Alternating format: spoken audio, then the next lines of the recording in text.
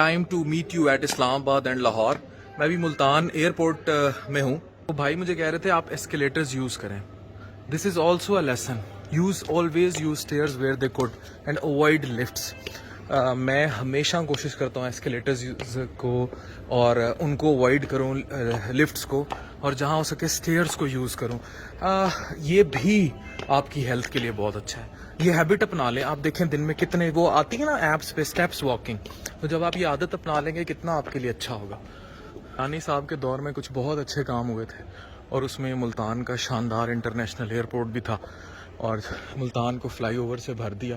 ये बहुत खूबसूरत एयरपोर्ट है, अनडाउटेडली इट्स बेस्ट। मुल्तान का एयरपोर्ट सादा और इंतहाई सिंपल और अच्छा एयरपोर्ट है। Time to have some black coffee. बस होगी आज मेरी, सो ब्लैक कॉफ़ी लेते हैं।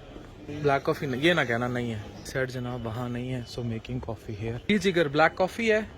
हाँ, वो भाई कह रहा है डॉक्टर अफान। तो तुम्हें तो पता था मैं ब्लैक कॉफ़ी ऑर्डर करूँगा, है? खुद नहीं पीते तुम ब्लैक कॉफ़ी, है? चलो अच्छी सी ब्लैक कॉफ़ी ऑर्डर। तुम्हें पता है ब्लैक कॉफ़ी बहुत अच्छी है लिवर के लिए, जिगर के लिए भी बहुत। ये क्या आ रहा है? ये भी पानी आएगा फिर कॉफ़ी आएगी। सही है, पहचानते हो, लगता है तुम वीडियोस पर अमल नहीं करते, तो फिर ब्लैक कॉफ़ी क्यों नहीं पीते? तुम्हें पीनी चाहिए ना ब्लैक कॉफ़ी। तो it's jet black, you can see. यार ये अंदर ब्लैक ही है ना? जी सर, बिल्कुल ब्लैक है। अच्छा, कैंड्रल दो तीन डाल दें। तीन चार डाल दें। Thank you. I always prefer stevia in it, के स्टीविया, लेकिन अब मजबूरी हो तो इवन कैंड्रल नहीं, फिर मैं सुकराल लेता हूँ। थैंक यू बच्चे। कितने हो गए इसके? 500। वो बंदा बाद में लेने गया, वो मुझसे पूछा डॉक्टर साहब क्या लेके गए, उसने कहा ब्लैक कॉफ़ी लेके गए। सबूत भाई कैमरे पे दिखा रहा हूँ और बाद में पूछने की क्या ज़रूरत होती है।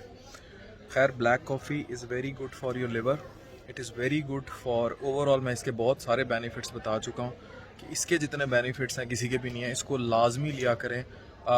दिन में 2 से 3 कप जिगर के मरीज़ों के लिए बहुत अच्छे हैं। और ये जो इसकी जो कैफ़ीन है दैट इज़ सेफ़। ये बॉडी का मेटाबॉलिज्म भी फास्ट करती है, स्पेशली जो वेट लॉस को टारगेट करते हैं उनके लिए बहुत अच्छी है। और ये जो आर्टिफिशियल शुगर्स है, मैं हमेशा कहता हूँ ये नहीं, प्लांट शुगर स्टीविया को प्रेफर करें। अभी मैंने कैंड्राल इसलिए डलवाई क्योंकि मुझसे पी नहीं जानी थी।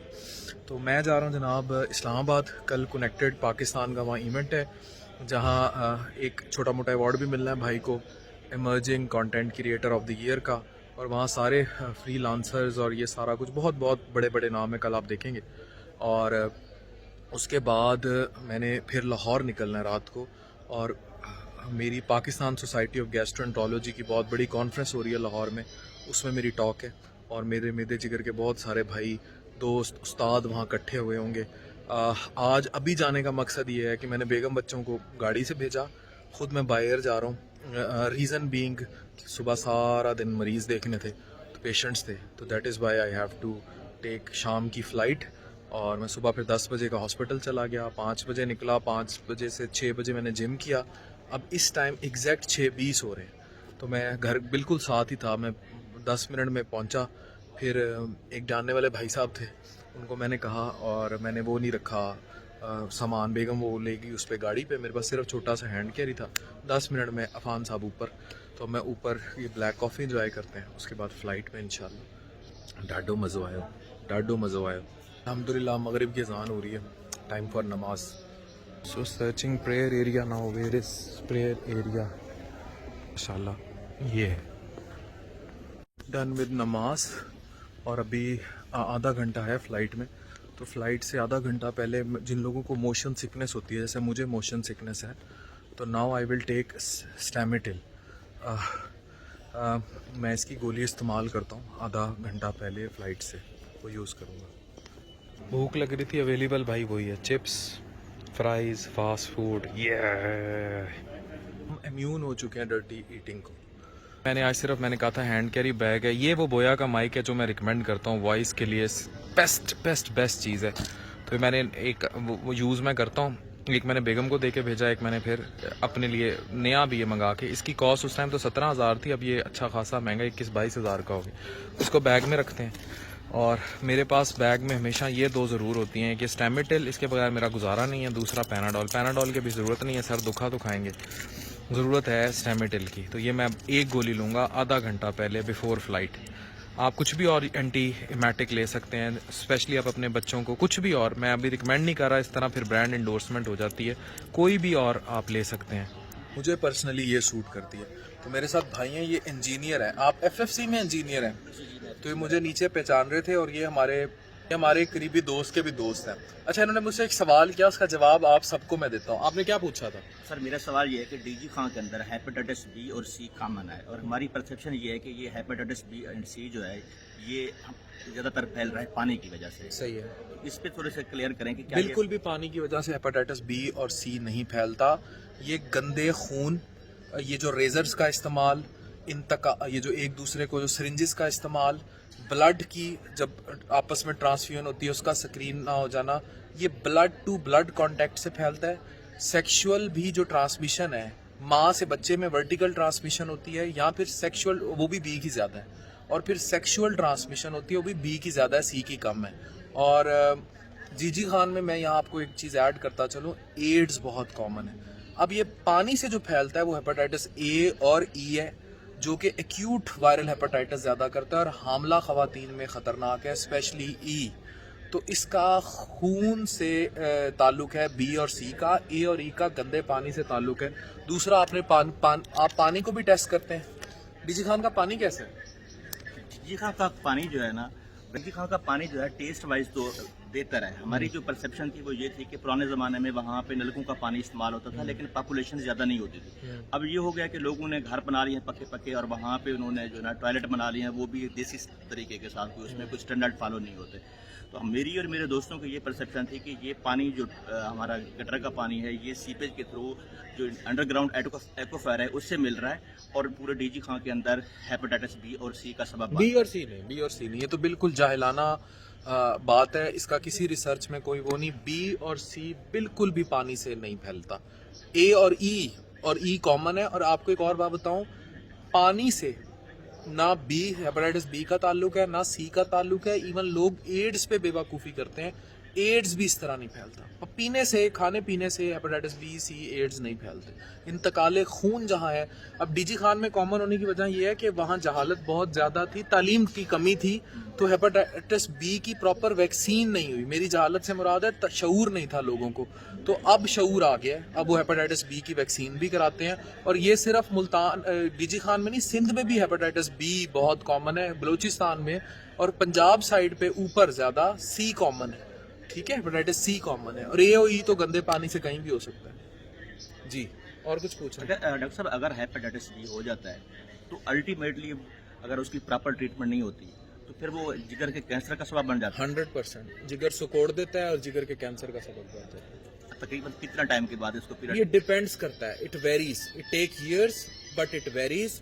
कुछ में बहुत अर्ली भी करता है, कुछ में बहुत लेट भी करता है, डिफाइंड नहीं है टाइम, लेकिन इट वेरीज। हो सकता है ये होता ज़रूर है अगर आप इसको फॉलो ना करें। इसीलिए हम कहते हैं कि आप अपने जिन लोगों को हेपेटाइटिस बी हो वो रेगुलर मॉलिज से जो है ना आप राब्ते में रहें। ठीक है, B is even more dangerous to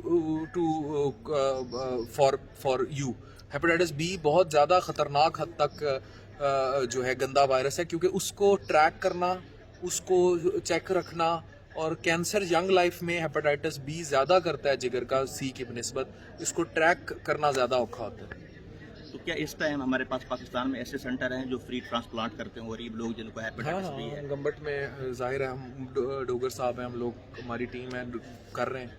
अगर जिगर मुकम्मल फेल हो जाए तो ख़त्म हो जाए। डॉक्टर कंक्लूजन यही है कि हमें वैक्सीनेशन करानी चाहिए, जिसकी वजह से बी की वैक्सीन होनी चाहिए, सी और बी की स्क्रीनिंग होते रहना चाहिए। ये हमारी सिर्फ थ्योरीज हैं कि ये वाटर की वजह से नहीं, वाटर की वजह से नहीं, क्योंकि डीजी खां में ए और ई तो मैंने नहीं देखा। जितने लोगों को मैं जानता हूँ मेरे गांव के करीब 15 लोग वैक्सीन ना होने की वजह से ना, वैक्सीन नहीं, बी और सी से हुए हैं। और ए और ई जो है ना, उससे गंदे पानी का होता है, वो खत्म हो जाता है, वो उसका कंजर्वेटिवली वो खत्म हो जाता है। लेकिन ये है कि कुछ लोगों में फिर वो लिवर फेलियर भी कर देता है, एक्यूट लिवर फेलियर ना, तो इसलिए ये सारा ट्रैक होता है। मुल्तान का एयरपोर्ट कितना प्यारा है ना, है ना, मुझे पसंद है भाई। मुल्तान तो बहुत तरक्की कर गया, मुल्तान तरक्की कर गया है।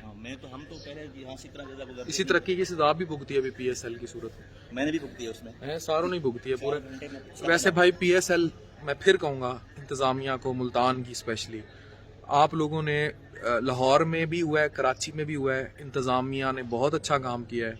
मुल्तान में जो PSL की इंतज़ामिया देख रहे थे, अगर मैं जिस लेवल पर जाके वॉइस रेज कर सका मैं करूँगा। आप लोग बुरी तरह नाकाम हुए हैं, फेल हुए हैं, आपने डिज़ास्टर किया लोगों के साथ, आपने घंटों रोड्स बंद रखी हैं, एम्बुलेंसेस ट्रैक की हैं, एम्बुलेंसेस ट्रैप रखी हैं, जितनी बद इंतज़ामी आप लोगों ने की है उस पर तारीख जो है ना गवाह है कि आपने बद इंतज़ामी की इंतहा की है PSL में। और अच्छा, लोग कहते थे जनाब मुल्तान में पहली दफ़ा, मुल्तान में जो आप पूछें, जो मुल्तान में लोग आपसे रहते हैं, आप उनसे पूछें तो सही, उन्होंने हशर क्या किया मुल्तान में। कभी ऐसा हुआ पूरा लाहौर बंद कर दिया और 6-6 घंटे, वो तबाही मचाई है उन्होंने, मुल्तान में जुल्म किया। इवन आज ये गए हैं, लोगों ने शुक्राने के नफल अदा किए हैं ना, ऐसे ही है। तो लोगों ने मुझे मैसेज किए आज़ाद हो गया मुल्तान में। मैं एक आया था ना, फर्स्ट डे था PSL का, तो मुझे तो शेरशाह जो हमारा इंटरचेंज है वहाँ पे पुलिस ने रोक लिया, कहते जी आप इंटर नहीं हो सकते। हाँ ऐसे ही और कर फिर रहे हैं। मैं घूमता फिरता मुजफ्फरगढ़ रोड से और 4 उसके घंटे बाद- में मैं DHA पहुंचा हूँ जाके। हाँ तो फिर और जहाँ से घूम के जाओ वहां से इनका जो डिजास्टर किया ना मुल्तान में, मुतबादिल रास्ते ही नहीं दिए।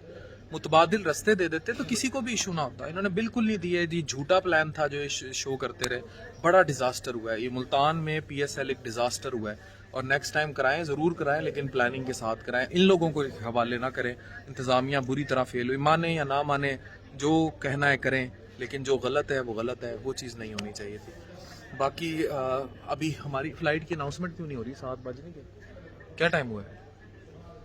7 हो गए भाई, 15 मिनट रह गए, लेकिन हाले पता नहीं जहाज़ आया कि नहीं आया। है भी ATR, फिर दुआ करना। तो फिर बाकी लैंड होके मिलते हैं और bye bye Multan, see you in Islamabad. मेरे 8 साल इस्लामाबाद में गुजारे हैं, शिफा इंटरनेशनल में ट्रेनिंग्स, हॉली फैमिली में। सो जब भी मैं इस्लामाबाद जाता हूँ मेरी अपनी अपनी वाइब बहुत ज़्यादा हो जाती है। फिर मेरा ससुराल भी इस्लामाबाद में, तो मैं DHA फ़ेज़ 1 में इन-लॉज हैं पिंडी वाली साइड पे, और DHA फ़ेज़ 1 बहुत डेवलप हो चुका है। तो अपने प्यारों का ख्याल रखें। सो मुल्तान से goodbye, signing off. Islamabad में मिलते हैं। Thank you very much. Coffee ज़रूर पिएँ, और black coffee is best for you all. उसको लाजमी आप इस्तेमाल करें and keep supporting your own health. Thank you very much. अच्छा एक बात और, अभी देखें मुझे भूख लग रही थी, मैं गया हूँ, सिवाय फास्ट फूड के ऑप्शंस के कोई और ऑप्शन हेल्दी अवेलेबल ही नहीं है। कोई हेल्दी स्नैक बार नहीं है, कोई हेल्दी सैलड बार नहीं है। सिर्फ ब्लैक कॉफ़ी के अलावा क्या पड़ी हैं? कार्बोनेटेड ड्रिंक्स पड़ी हैं, चिप्स पड़े हैं, पापड़ पड़े हैं ना। ये इसके पास सवाए बोतलों के, चीज़ों के और कुछ नहीं पड़ा, ये देख लें, ठीक है। स्टिंग पड़ी है, आपको हम मजबूर करते हैं। इसी तरह इधर आ जाएं, इसके पास फ्राइड आइटम्स के अलावा कुछ नहीं था, तो आप मजबूर करते हैं लोगों को बुरा खाने पे। तो यहाँ भाई हेल्दी स्नैक बार एयरपोर्ट पे तो मिलनी चाहिए कम अज़ कम। तो हमारी हेल्दी हैबिट्स ख़राब होने में, हमारी ओवरऑल आदतें ख़राब होने का भी बहुत बड़ा मसला है। तो आपसे बड़ी लंबी गपशप होगी, खुश रहें, ये प्यारा सा एयरपोर्ट भी देखें। And I love Multan airport. Thank you very much. अच्छा मैं पूछूं, भाई मेरे से इतना पूछ क्यों रहे हैं? इनके वालिद साहब को भी जिगर का कैंसर हुआ था, ऐसी भी डॉक्टर साहब, मेरे वालिद साहब को ना जिगर का कैंसर हुआ। इनिशियली हेपेटाइटिस बी हुआ, और अनफॉर्चुनेटली हम जो है ना बाकी चीज़ों की तरफ ध्यान देते रहे, उनको हार्ट का इशू था, जहाँ पे मुझे थोड़ा सा डॉक्टरों से भी कंप्लेन है। ये मेरा मैसेज जो डॉक्टर कम्युनिटी है वो भी सुन ले कि आगा खां में हम ट्रीटमेंट कराते हैं हार्ट की, किसी ने उनके जो जर्नल टेस्ट हैं कि हेपेटाइटिस बी चेक कर रहे हैं, सी कर रहे हैं, वो नहीं कराया। 3 साल ट्रीटमेंट अगर हम उस तरफ तवज्जो देते रहे, एंड पे हमें सरप्राइज मिसडायग्नोज हो गया और फिर उसी तरफ आप चलते हैं। एंड पे सरप्राइज चले बाज़ भाई ये भी हो जाता है। अल्लाह आपके वालिद साहब कब का वाक़या है ये वालिद साहब तो सितंबर में अल्लाह को प्यारे हुए, लेकिन हमें 6 महीने पहले पता चला कि जी हेपेटाइटिस था उनको, और हेपेटाइटिस बी था, जिगर सिकुड़ गया और जिगर सिकुड़ गया। यही मैं स्क्रीनिंग, जब मैं बार स्क्रीनिंग कहता हूँ इसी वजह से कहता हूँ, तो इसलिए कंसर्न। तो अपना ख्याल रखें, स्क्रीनिंग्स पर ध्यान दें।